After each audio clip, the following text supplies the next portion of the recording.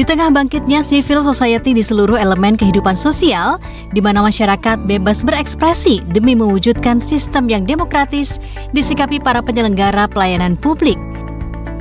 Tapi merubah kultur memang tidak mudah. Perlu komitmen bersama antara penyelenggara pelayanan publik, penegak hukum, dan masyarakat. Terkait transparansi penyelenggaraan pelayanan publik seperti instansi yang berhubungan dengan masyarakat, perlu perubahan demi membenahi citra negatif yang terlanjur melekat.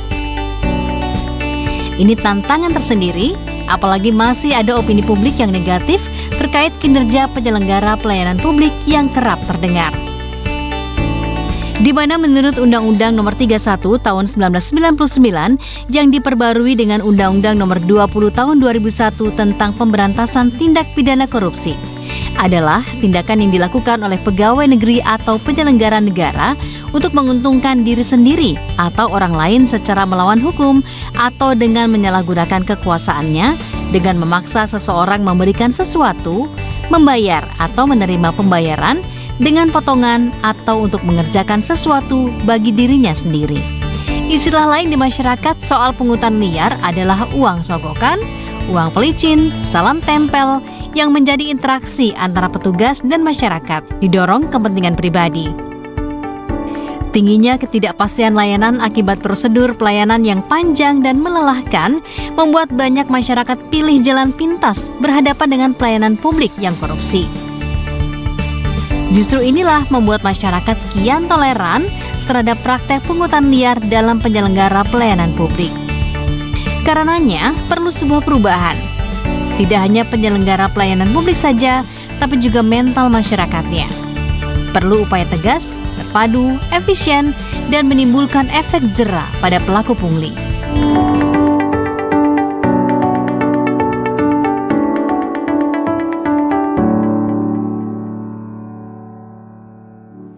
Pemirsa, kita berjumpa dalam program Dialog Khusus. Kali ini pemirsa, Dialog Khusus akan membahas terkait dengan upaya-upaya kreatif dalam rangka mencegah pungutan liar pada unit-unit pelayanan publik. Kalau kemudian pemerintah sangat bersemangat untuk mewujudkan tata kelola pemerintahan yang bersih dan akuntabel, tentunya itu harus disertai juga dengan semangat untuk bisa memberantas pungli agar kemudian dapat terwujud pemirsa. Tata kelola pemerintahan yang bersih dan akuntabel. Ikhtiar-ikhtiar seperti apa yang sudah dilaksanakan di Provinsi Jawa Timur?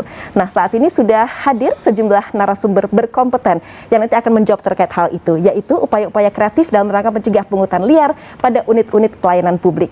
Sudah hadir Inspektur Provinsi Jawa Timur, Bapak Dr. Andes Helmi Perdana Putra MSI, Sigi CEI, yang juga Wakil Ketua Unit Pemberantasan Pungli UPP Jawa Timur.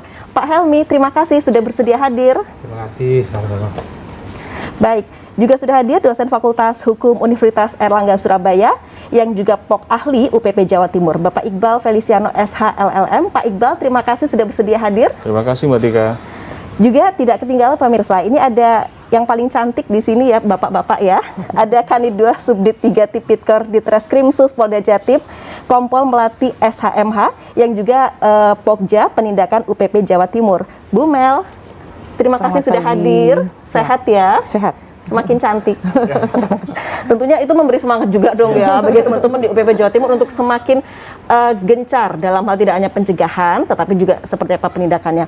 Nah, terkait itu pemirsa nanti akan kita bahas tentunya dalam dialog khusus malam hari ini. Tetapi sebelumnya, pertama kali saya akan tanya dulu nih ke Pak Helmi. Pak Helmi, ini apa kabarnya komitmen pemerintah Provinsi Jawa Timur untuk mewujudkan pelayanan publik yang semakin prima? Ya, baik Mbak Tika, terima kasih. Pertanyaannya bagus sekali ini.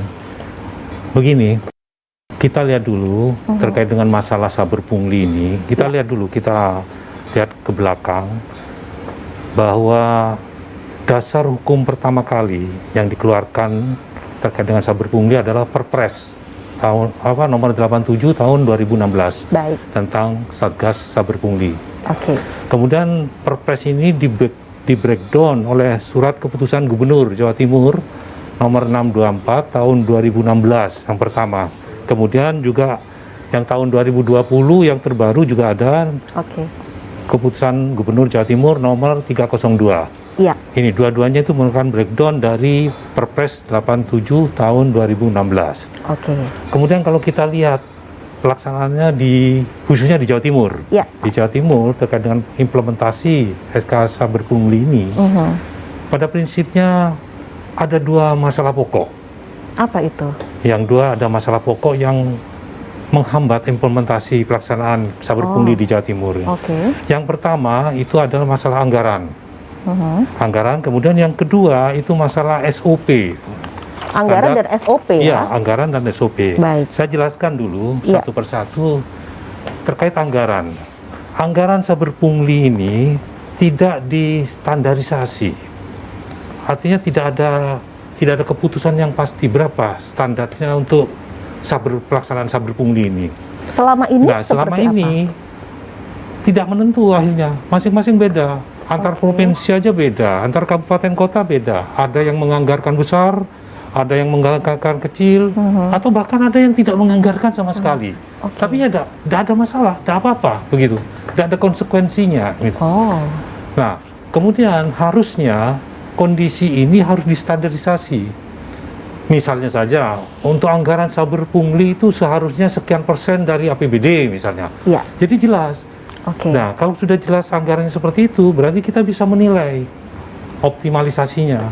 Nah, kalau tidak jelas standarnya gitu kan tidak bisa dinilai kita. Ya. Oh, ini di Saber Pungli di daerah ini bagus, di sini tidak. Ya karena ada yang menganggarkan, ada yang tidak. Baik. Kemudian kalau kita bicara mengenai range penganggaran itu bagaimana, Pak? Lebih banyak yang menganggarkan besarkah atau tidak terlalu besar atau bagaimana? Untuk yang terlalu tidak terlalu Kalau yang besar itu sedikit malah. Yang banyak itu masalah yang biasa saja, yang biasa-biasa saja, rendah gitu. Baik. Bahkan juga yang sangat disayangkan itu kan ada yang tidak menganggarkan gitu. Jadi seakan-akan Saber Pungli itu tidak ada pengaruhnya apa-apa. Padahal ini komitmennya sangat penting ya. Itu tadi untuk mewujudkan tata kelola pemerintahan yang bersih dan akuntabel. Iya, itu. Nah, itu dari segi anggaran itu aja sudah merupakan masalah besar yang harus dipersoalkan ini. Kemarin pada saat 2 minggu yang lalu di Banyuwangi itu ada semacam juga FGD. FGD juga yang dilaksanakan oleh Pak Ahli. Baik. Nah, pada saat itu kami juga memberikan saran agar disusun standar untuk anggaran, agar kita bisa menilai bagaimana optimalisasi pelaksanaan Saber Pungli di Jawa Timur. Itu yang anggaran, Mbak Tika. Kemudian yang kedua, tadi SOP. Standar operasional prosedur itu juga belum ada sampai sekarang. Pusat pun belum ada. Harusnya semua ketika ada kondisi seperti ini pusat itu mendahului, sehingga di daerah-daerah ini merujuk kepada SOP yang ada di pusat. Ada pedomannya ya, Pak ya. Nah, sampai saat ini belum ada.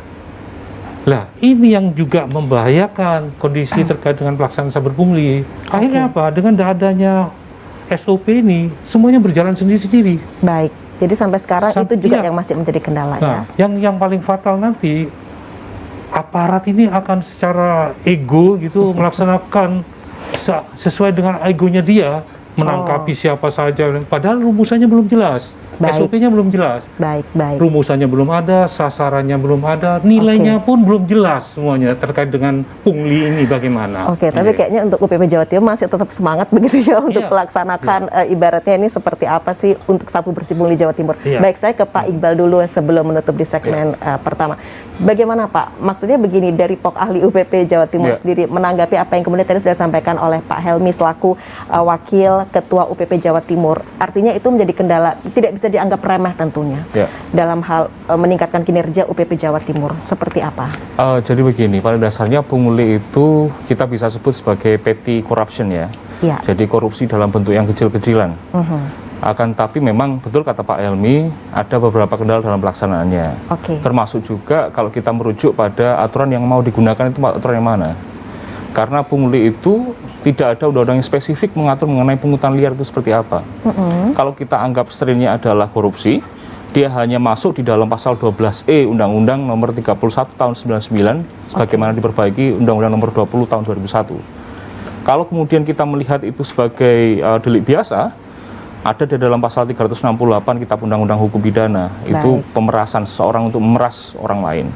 Kalau dia pegawai negeri dan sebagainya, pasal 423 dan kemudian bisa dirujuk dengan pasal 12E Undang-Undang Tipikor tadi.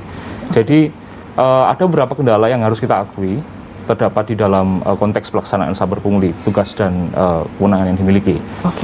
Selain itu, tapi saya rasa UPP Prof Jatim saya rasa sudah cukup profesional karena selama ini juga sudah melaksanakan tugas sebagaimana penegak hukum melaksanakan tugasnya. Baik, jadi sudah benar-benar berkomitmen begitu ya? Komitmennya ada, harus kita akui ya Mbak ya. Meskipun itu adalah petty corruption atau korupsi dalam bentuk yang kecil, akan tapi sekecil apapun korupsi tetap korupsi. Baik.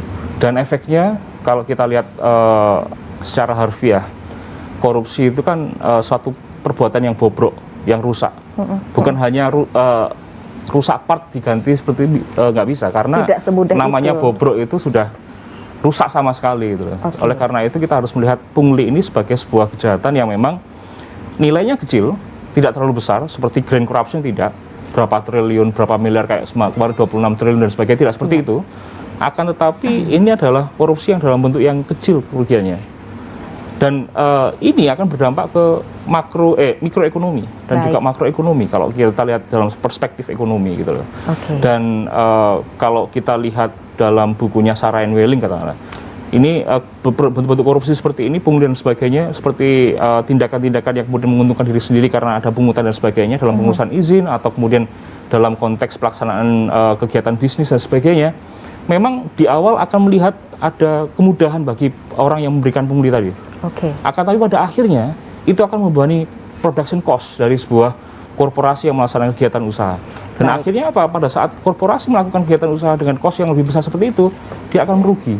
Jadi sampai sebesar itu kalau korupsi pungli itu kalau kita lihat itu awalnya kecil ternyata bisa menjadi seperti itu karena pada saat seorang pejabat publik ataupun siapapun yang diberikan uang pungli, maka dia akan tertrigger untuk memintalanya lagi terus dan terus. Dan itu akan membebani production cost untuk itu. Artinya meskipun ini taruhlah pungli begitu ya, mungkin orang melihat kecil, wah tapi ternyata dampaknya bisa sangat luar biasa, mengkhawatirkan begitu ya.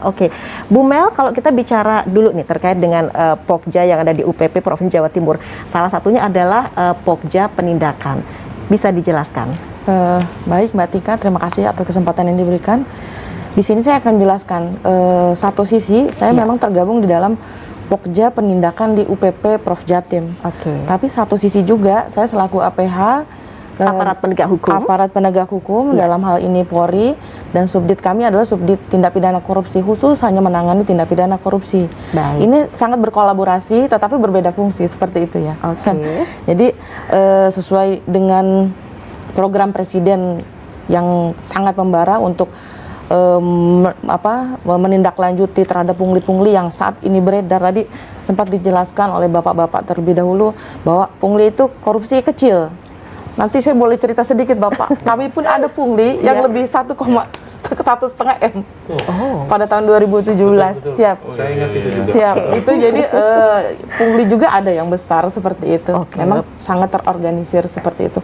Kami jadi dari Satgas memiliki strategi khusus, terutama penindakan ya, terutama memang kalau namanya saber pungli ya pasti OTT lebih besar seperti itu kami lakukan.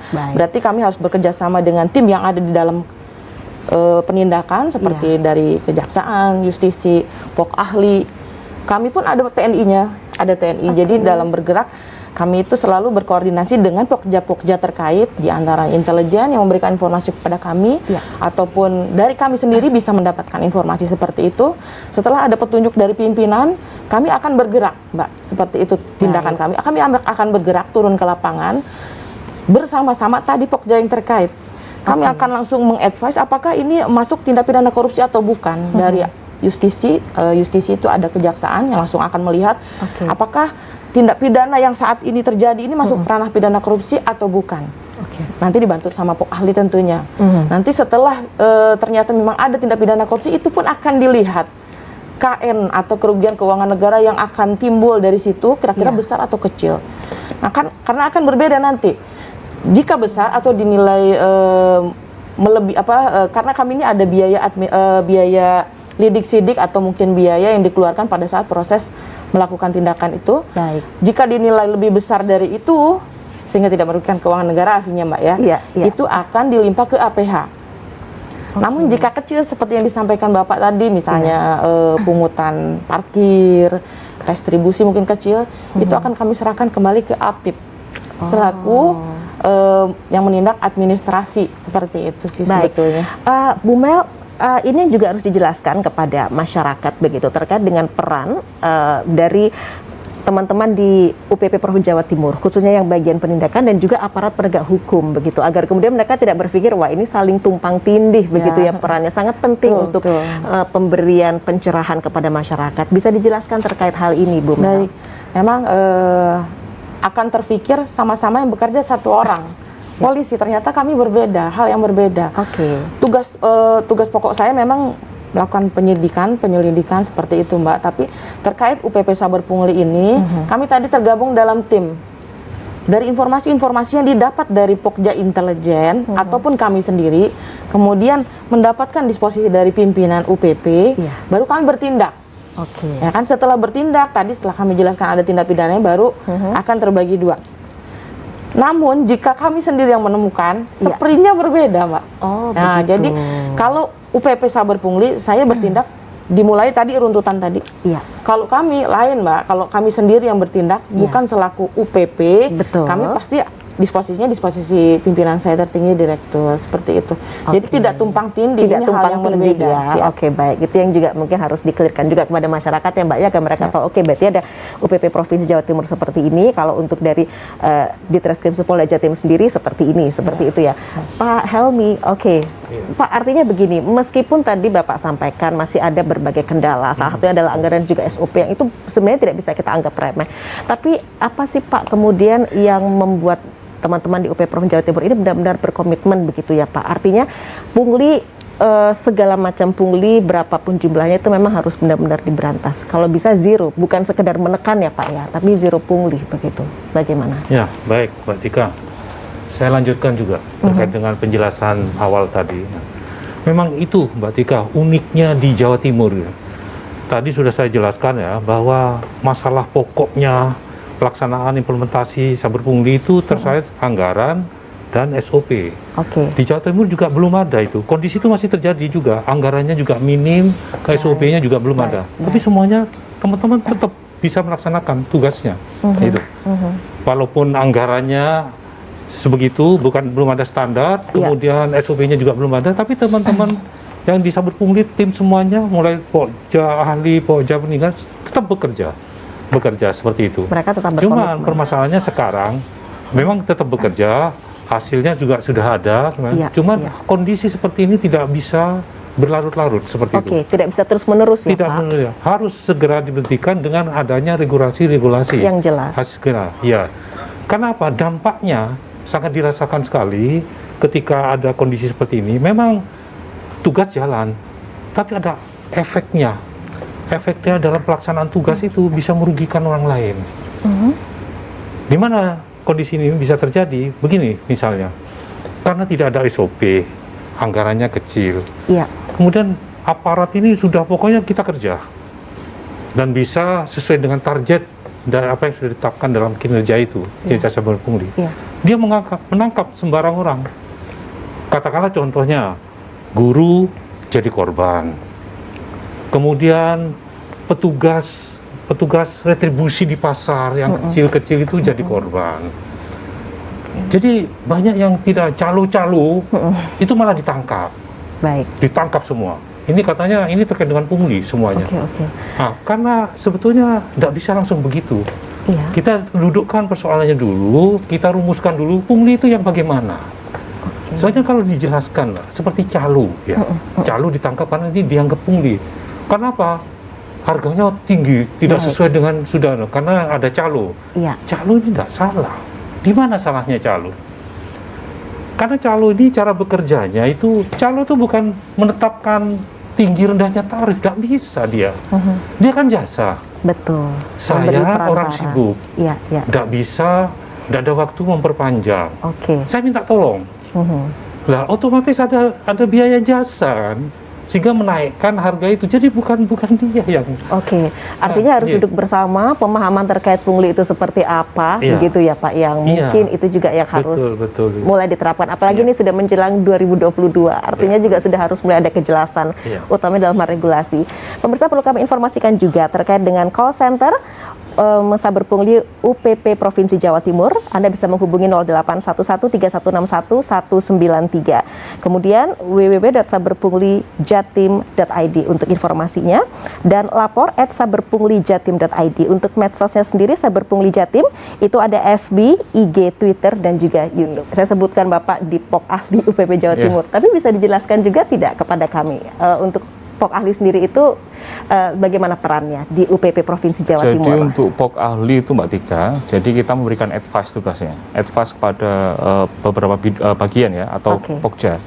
Jadi ada Pokja penindakan, ada Pokja justisi. Pada saat mereka melakukan penindakan dan sebagainya, untuk mendefinisikan apa sih itu pungli, apakah memang orang itu pungli, apakah kemudian dia harus diteruskan ke Pitsus dengan tindak pidana korupsi contohnya, atau kemudian Pidum dengan 368, 423 dan sebagainya, ataukah kemudian dia dibina oleh instansinya, karena konstruksi dari Saber Pungli itu ada peran serta Menpan juga, ya kan? Jadi pada saat ada pegawai yang bermasalah dan itu bukan merupakan tipikor, bukan merupakan Pidum, tapi kemudian maladministrasi dan sebagainya yang perlu pembinaan, maka harus dibina pegawai-pegawai seperti itu. Atau kemudian kita melihat juga apakah kemudian kerugian bagi tindakan yang telah dia lakukan itu berefek cukup besar atau tidak. Kita akan mempertimbangkan hal-hal seperti itu untuk kemudian memberikan advice kepada bagian atau Pokja penindakan atau justisi untuk memproses atau kemudian harus dikembalikan ke instansinya untuk dibina dan sebagainya. Baik. Jadi tadi saya menyambung dari Pak Helmi yang disampaikan tadi ya.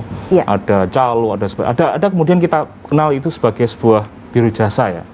Cuman pertanyaannya, kalau memang ada orang yang sibuk sekali, dan pemerintah tahu bahwa sistemnya banyak orang yang sibuk yang nggak sempat ke lantas, nggak sempat ke dinas-dinas yang terkait untuk melakukan perizinan dan sebagainya. Seperti apa? Kenapa kok kemudian pemerintah tidak menyediakan kanal khusus untuk orang-orang yang tidak bisa mengurus sendiri?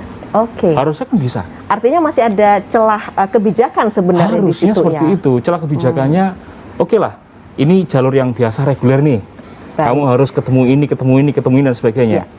Kalau bank ada yang kemudian disebut sebagai ultimate debitor dan sebagainya, kan ada pelayanan khusus yang diberikan dengan fee yang lebih. Kenapa kok kemudian pemerintah daerah dan tidak bisa melaksanakan hal itu? Dengan cara apa? Membuka kanal khusus bagi orang-orang yang tidak bisa melakukan pengurusan secara langsung. Memang kalau kita lihat konstruksi biro jasa, dia memang berhak untuk mendapatkan tanda jasa, hasil jasa yang telah dia berikan. Karena servisnya itu adalah jasanya. Sangat membantu ya. Iya betul. Tapi di sisi lain pertanyaannya, pada saat kemudian ada special treatment yang diberikan kepada orang yang mengurus ke biro jasa, harusnya 30 hari, 2 hari jadi. Ada apa ini? Ya kan? Kan pasti ada sesuatu yang diberikan, kan? Ada indikasi seperti itu, ada potensi seperti itu. Kalau potensi itu terjadi, artinya yang diberikan apa? Masyarakat yang lain juga yang mengurus dalam waktu yang sama, diberikan dalam konteks waktu. Kalau kemudian ada yang diberikan dan diterima, loh, PNS itu atau civil servant di kita itu kita dapat gaji karena kita memberikan servis kita kepada masyarakat, layanan publik dan sebagainya. Itu kan mendapatkan gaji dari situ. Kalau menerima uang yang tidak sah seperti itu, memperkaya diri sendiri dan sebagainya, memungut dan sebagainya, atau meminta dan sebagainya, itu pungli. Ya kan? Jadi kita harus secara lebih luas melihat pungli itu seperti apa. Tidak kemudian ini bisa, ini tidak bisa, kita harus lihat konteksnya seperti apa. Kalau kemudian dia menerima sesuatu tidak sah, pembayaran tidak sah, itu pungli, Mbak. Meminta yang tidak sesuai dengan tarif, itu juga pungli. Atau tanpa hak dia meminta untuk memperkaya diri sendiri, itu juga pungli. Jadi, dan pelakunya juga bisa banyak, masyarakat sipil biasa, ASN juga bisa, bahkan penegak hukum juga bisa. Saya kepingin tahu ini suara dari Bu Mel seperti apa ini. Gimana Bu Mel? Jadi memang tadi sudah dijelaskan oleh ahlinya ahli, Mbak. ahlinya ahli. Saya sudah tidak bisa berdebat lagi dengan beliau. Saya mungkin sedikit menjelaskan saja bahwa memang di dalam proses lidik sidik kita itu tidak bisa vakum, biro jasa boleh ini. Kita akan melihat kepanjangannya biro jasa. Jika dia mendapatkan pelayanan khusus seperti tadi dijelaskan, ya itu tidak diperbolehkan, apalagi ada sesuatu yang diberikan kepada aparat atau orang tertentu sehingga mengakibatkan prosedur yang harus dilewati ini menjadi tidak pas. Baik. Itu kan kalau dari sisi pidana pasti melihatnya seperti itu keseluruhan, tidak bisa satu persatu. Tapi ada baiknya juga tadi kami melihat dari Pak Hilmi harus ada SOP yang jelas, ya kan? Baik. SOP yang jelas, cara bagaimana kita bertindak supaya tidak tumpang tindih antara tadi APH, ada polisi dan jaksa otomatis dengan UPP Saber Pungli. Baik. Sehingga terpisah mana yang seharusnya ditangani Saber Pungli ataupun APH tadi, seperti itu. Seperti itu aja sih. Nah, berbicara soal atau melanjutkan terkait dengan SOP itu tadi, Pak Iqbal, mungkin dari UPP Provinsi Jawa Timur di akhir 2021 ada kabar baik ini terkait dengan SOP internal maksudnya di antara teman-teman UPP Provinsi Jawa Timur. Seperti apa? Alhamdulillah Mbak Tika ya, dan atas dukungan semua Pokja dan juga tentunya pimpinan dari Pak Helmi kemarin juga datang Bapak ya. Beberapa minggu yang lalu kita membentuk SOP untuk pelaksanaan tugas Saber Pungli Provinsi Jawa Timur. Jadi ini adalah inisiasi awal karena inisiasi seperti ini tidak banyak terjadi di masing-masing UPP dan Jawa Timur menjadi salah satu leading sektor. Jawa Timur itu selalu menjadi pelopor deh ya. Ya alhamdulillah. Karena kebetulan Mbak Tika ini itu satu-satunya pertama kali Pungli ada SOP-nya hanya di Jawa Timur. Makanya hanya ada di Jawa Timur kan Pak Helmi. Mendahului pusat justru. Itu sebabnya tahun 2017, 2018 kita menjadi nomor 1, nomor 1 dan nomor 2 di Indonesia untuk Saber Punglinya. Jadi saya rasa tidak ada salahnya juga kita memberikan sebuah SOP agar memudahkan teman-teman di lapangan yang di kabupaten kota itu melaksanakan tugasnya. Kadang-kadang mereka kebingungan Mbak Tika. Betul. Jadi kasihan juga sih ya. UPP Saber Pungli Pokali itu kemudian kita hampir setiap tahun kita turun ke masyarakat, ke daerah juga. Kita cek kondisinya bagaimana, apakah benar tidak ada pungli atau memang masih ada punglinya ya kan, walaupun ada banner besar zona integritas dan sebagainya, tidak boleh memberikan notif dan sebagainya, tapi ternyata apakah benar seperti itu? Kita cek juga ke APH-nya di kabupaten kota, apakah sudah melaksanakan tugasnya sesuai dengan perpres atau kemudian tidak, ya kan? Dan memang kita indikasinya kenapa kita membuat sebuah SOP berkaitan dengan HTCK dan kemudian SOP pelaksanaan tugas dan sebagainya masing-masing Pokja, karena kita melihat ada kebingungan yang dirasakan di teman-teman daerah. Kebingungannya apa? Pasalnya ini pasal apa sih Pak? Kadang-kadang antara justisi sama penindakan berbeda paham. Oh ini kita harus pegang big fish-nya kalau berdasarkan surat edaran Jaksa Agung, ya kan? Big fish-nya harus kita ambil. Yang kecilnya bagaimana? Ya kan? Ada kemudian yang berpendapat seperti ini dan sebagainya. Jadi kita akhirnya memberikan buat SOP itu karena ada kecemasan-kecemasan seperti itu.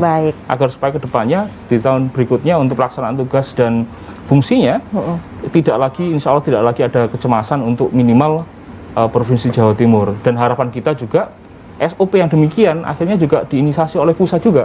Akhirnya menjadi standar yang baku bagi semua OPP dari setiap provinsi maupun kabupaten kota untuk pelaksanaan tugas, pasal dan sebagainya. Jadi ini menyamakan persepsi lah ya, artinya supaya satu suara, maksudnya dalam hal nanti langkah-langkah apa yang memang harus diambil agar kemudian tidak membingungkan. Dan juga anggaran Mbak Tika. Tadi saya meneruskan Pak Helmi ya. Boleh, karena itu kita penting tahu, loh. Pernah satu daerah Pak, komitmen dari daerahnya luar biasa sekali. Tetapi ternyata tahun terkendala itu sampai berapa 1 miliar lebih bahkan. Tapi ada satu daerah yang luasnya juga hampir sama lah. 200 juta. Artinya tidak ada yang tidak menganggarkan sama sekali. Belum menganggarkan. Memang seperti itu. Sebentar. Ini pernahkah ditanyakan kemudian sampai itu tidak menganggarkan atau mungkin belum ada anggarannya? Kalau kita lihat dari perpresnya, kita melihat konstruksi anggaran bagi UPP yang kota, kabupaten, dan provinsi, itu tergantung dari komitmen kepala daerah atau daerahnya. Komitmen kepala daerah. Dan daerahnya untuk melakukan penindakan dan penganggaran bagi penghapusan pungli. Ya, saya tidak beranggapan bahwa kemudian kepala daerah yang tidak memberikan anggaran besar itu tidak berkomitmen, tidak, sama sekali tidak. Tapi saya rasa masing-masing kepala daerah pasti mempunyai hemat sendiri. Kenapa kok mereka kemudian, punya pertimbangan tersendiri. Apakah kemudian dilihat dari kinerjanya, personilnya, luasan wilayahnya, area cakupan punglinya dan sebagainya, kan bisa banyak. Tapi memang seharusnya ada sebuah standarisasi minimal berapa kira-kira yang harus disediakan oleh daerah agar supaya kabupaten kota provinsi itu bisa berjalan secara maksimal saber punglinya, karena saya rasa tidak ada anggaran juga bagaimana kita mau melaksanakan kegiatan penindakan intelijen dengan maksimal begitu ya, betul, pastinya. Oke. Sebenarnya perlu kita apresiasi pemirsa dengan adanya ikhtiar dari teman-teman di UPP Provinsi Jawa Timur untuk kemudian sudah membuat SOP itu sendiri ya. Soal itu tadi, ada SOP yang memang ternyata sudah dibentuk begitu ya, atau disusun khusus untuk UPP Provinsi Jawa Timur. Bapak menanggapinya seperti apa? Dengan adanya satu terobosan baru lagi nih yang dipelopori oleh Provinsi Jawa Timur. Ya, baik, terima kasih Mbak Tika. Ini terkait dengan SOP. Kebetulan saya juga terlibat di dalamnya. Masalah proses pembentukan SOP itu. Dan ini perlu diapresiasi, ini satu-satunya di Indonesia. Itu Jawa Timur sudah membentuk SOP tersendiri. Dan ini nanti akan dilaporkan ke pusat, malah pusat nanti yang akan mengevaluasi dari SOP ini. Baik, Pak Helmi. Sekarang dampaknya Mbak Tika, dengan adanya SOP ini justru sudah jelas, akan semakin tertata, terumuskan semuanya, sehingga teman-teman di lapangan itu sudah satu langkah terkait dengan penanganan saber pungli, sehingga tidak ada yang salah tangkap, salah apa dan sebagainya. Karena kalau ini dibiarkan betul, Mbak Tika, kamu dampaknya sudah sangat luar biasa. Banyak salah tangkap kemarin sebelum adanya SOP itu salah tangkap itu banyak sebetulnya. Ya kondisi-kondisi seperti tadi, Pak, nggak jelas. Baik, Pak Helmi. Itu sampai ada kejadian betul ini yang saya turun ke lapangan waktu itu, guru tertangkap. Ya, ditangkap karena dianggap pungli. Ya sama seperti tadi yang dijelaskan Pak Iqbal tadi. Karena waktu itu belum jelas rumusan pungli apa. Karena guru itu, Mbak Dika, kalau mau naik pangkat, guru di luar kan Madiun di mana. Kalau naik pangkat itu ke provinsi. Nah, banyak waktu itu guru yang tidak bisa tidak sempat ke provinsi karena dia harus ngajar. Iya, betul. Terbentur waktu juga ya, Pak. Lah dia harus menghubungi cabang dinas. Minta tolong, Mbak Tika, garis bawahi lagi, minta tolong. Pak, tolong saya dah Nah ini karena ke Surabaya, dia kan harus transport apa itu. Ngasih cuma 100.000, ditangkap waktu itu. Sama tim. Karena ditangkap sampai mohon maaf, dari 3 orang guru, 1 meninggal. Karena stres. Dia harus berurusan dengan yang berwajib terus-terusan. Sampai seperti itu, Mbak Tika. Nah ini terus gimana? Seperti itu, apa itu pungli seperti itu? Kan itu kan akhirnya sudah terumuskan lagi. Syukurlah, artinya di sini benar-benar menciptakan atmosfer yang kondusif sebenarnya ya bagi semua pihak lah. Begitu. Dan tadi sudah saya jelaskan juga, sebelum adanya SOP ini juga teman-teman di Jawa Timur sudah optimal juga melaksanakan tugasnya. Seperti contoh nih, Bu Melati tadi. Beliaunya ini di polisi sebagai penyidik ya Bu ya, tipikor. Kemudian di saber pungli sebagai tim penindakan. Ini betul-betul sudah dilaksanakan secara nyata, tidak tumpang tindih. Contohnya saya di saber pungli ini sebagai wakil ketua UPP, pimpinannya beliau ini Pak. Tapi sebagai inspektur saya sering bolak-balik dipanggil beliaunya. Beda lagi, jadi tidak tumpang tindih betul ya.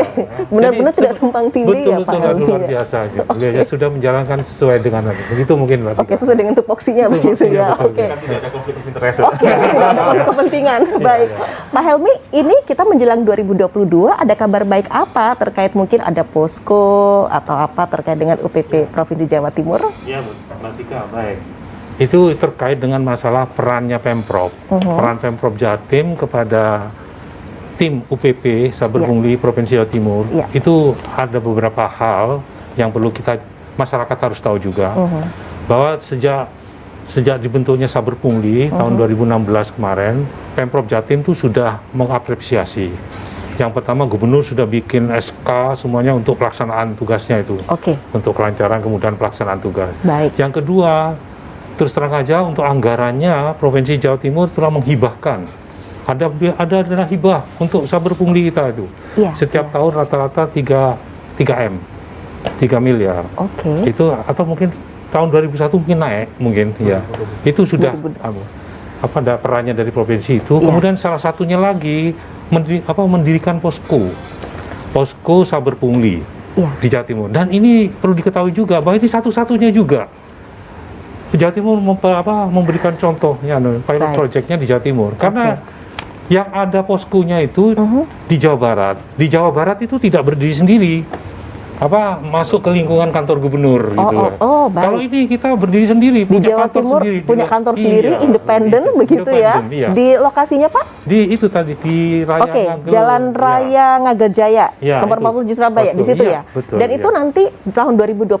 Iya, awal Januari inilah kita akan resmikan dan segera melakukan pelaksanaan tugasnya. Oke, itu tadi kita tahu pemirsa seperti apa sih komitmen dari pihak pemerintah daerah, utamanya pemerintah Provinsi Jawa Timur gitu ya, untuk kemudian bisa memberantas atau zero pungli yang ada di Provinsi Jawa Timur. Nah, kalau kita bicara Bu Mel terkait dengan peran masyarakat juga dibutuhkan. Artinya bagaimana kemudian agar masyarakat juga tidak menjadi pihak yang bisa menumbuh suburkan praktek pungli ini dalam hal pelayanan publik. Bisa dijelaskan atau mungkin ini yang harus diperhatikan oleh masyarakat, bahwa masyarakat kan juga berperan begitu ya. Ini seperti apa agar kemudian masyarakat sadarlah bahwa janganlah kita pungli, harus benar-benar akuntabel, harus benar-benar transparan begitu. Sebetulnya kebudayaan ya Mbak. Budaya, lebih kepada budaya ya. Lebih kebudayaan tadi pakewo katanya begitu istilahnya. Tapi hal tersebut sebetulnya tidak dibenarkan untuk birokrasi dalam pemerintahan seperti itu, untuk menjadi efisien dan efektif sesuai dengan prosedur seperti itu. Ya otomatis dari dalam diri sendiri seperti itu harus ditimbulkan. Mungkin dari Pokja pencegahan sudah banyak Mbak, sosialisasi seperti banner-banner mungkin, atau dia sosialisasi turun ke masyarakat langsung, ke pusat-pusat layanan, kemudian ke sekolahan, ataupun ada kalau mungkin di pinggir jalan Mbak lihat baleo-baleo di Darmo itu, nah itu juga pesan-pesan yang setidaknya membangkitkan masyarakat melihat oh iya ya, saya seharusnya tidak melakukan hal seperti itu walaupun bertentangan dengan tadi pakewo dan kebudayaan.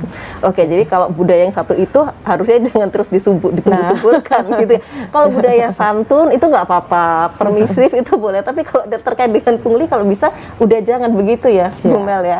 Nah, kalau dari Pok ahlinya gimana nih Pak Iqbal melihat artinya begini, peran masyarakat juga, makanya ini kerjasamanya sebenarnya bukan hanya pemerintah sih ya, artinya yang harus bertanggung jawab, masyarakat pun juga ya harus membantu, harus bekerja sama lah agar kemudian tidak terus-menerus ada pungli begitu.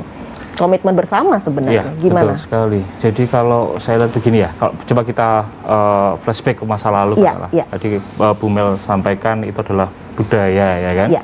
Ya memang tidak bisa dipungkiri bahwa kemudian berkaitan dengan corrupt behavior atau budaya korup itu tidak hanya kondisinya sekarang terjadi.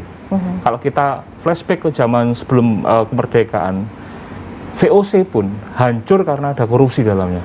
Perusahaan atau korporasi sebesar itu yang bahkan bisa setara dengan Ratu Belanda, ya kan, bisa mendapatkan daerah jajahannya sendiri, hancur karena satu hal, karena korupsi, bukan karena dia bangkrut karena hal yang lain, karena persaingan dagang sama sekali bukan, tapi dia hancur karena korupsi. Di dalam tubuh korupsi. Dan kalau kita lihat zaman-zaman pasca feodalisme terjadi ya, ada kemudian jasa pungut padi zaman dulu itu juga melakukan pungutan liar. Tapi apakah itu budaya atau kebudayaan? Tidak, itu membudaya. Karena itu sebenarnya warisan juga dari zaman penjajah kita. VOC dulu seperti itu ya kan. Maka artinya kalau kita tidak mau hancur negara ini, masyarakat mendapatkan haknya, maka masyarakat juga harus ikut serta dalam proses-proses pencegahan dan juga pemberantasan dari pungutan liar ataupun korupsi dalam bentuk yang lebih luas. Karena sebenarnya ada akses yang diberikan dalam Undang-Undang Tipikor. Kalau kita lihat penerapan Undang-Undang Tipikor, pasal 41, pasal 42. Pasal 41 katakanlah Undang-Undang Tipikor 3199 yang diperbarui 2021 katakanlah. Masyarakat berhak untuk mendapatkan informasi, berhak untuk mendapatkan pelayanan dalam memperoleh informasi tentang dugaan tindak pidana korupsi, berhak untuk melaporkan, berhak untuk mendapatkan hasil laporannya, dan terakhir berhak untuk mendapatkan perlindungan hukum atas kalau dia bisa sebagai pelapor ataupun saksi.